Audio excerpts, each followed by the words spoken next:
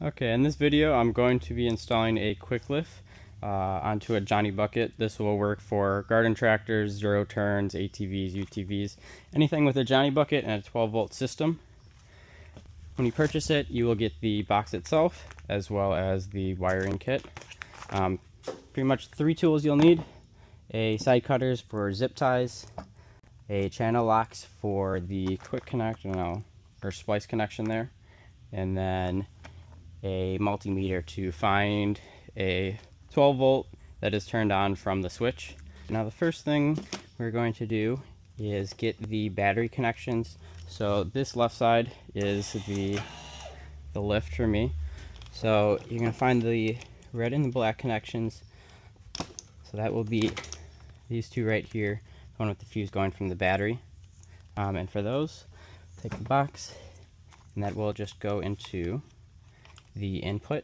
So negative ground and red positive the input there. So we've got those two there.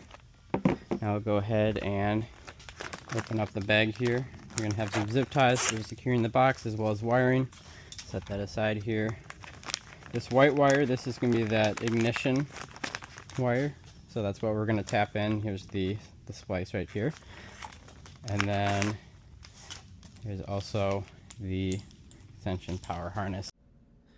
Now in this portion right here, where I'm plugging in the wire to the red and black, matching those up, for most cases this is going to be going to your toggle switch, and then the other side will be the white and blue that goes to the actuator. But for the zero turn here, as well as if you have a joystick, that is going to be going to other wires. Then you're just matching up those colors. The output, we're going to put the positive in and negative. There's all of those. Now we just have to run the splice connection. So for that, I am going to first plug it into here so I can get kind of figure on where we should be putting this splice so we don't have a bunch of extra wire. So I think next thing I should do is go ahead and mount this up inside. Alright, I just had a customer stop by and I quickly threw it together so they could see it.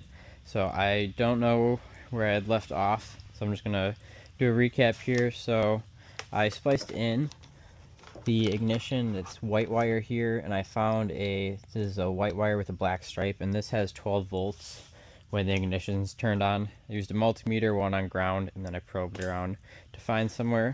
The white and black wire I connected to ended up being for the seat sensor, so if I wasn't sitting on it, it wouldn't work. So I'd probably recommend finding a different wire to splice from if you are doing it on a ZT.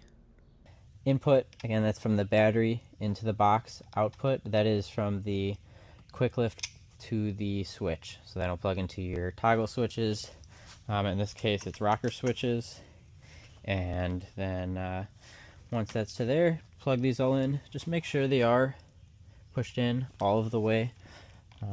Even that one there was not in all the way. So once they're in, they're tight. They're not going to move out, but they can be kind of just loose and working for a bit and then fall out. So just make sure those are in all the way.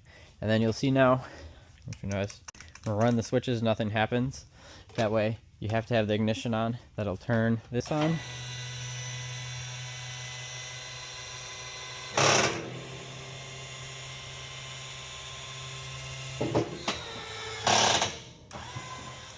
And there you go.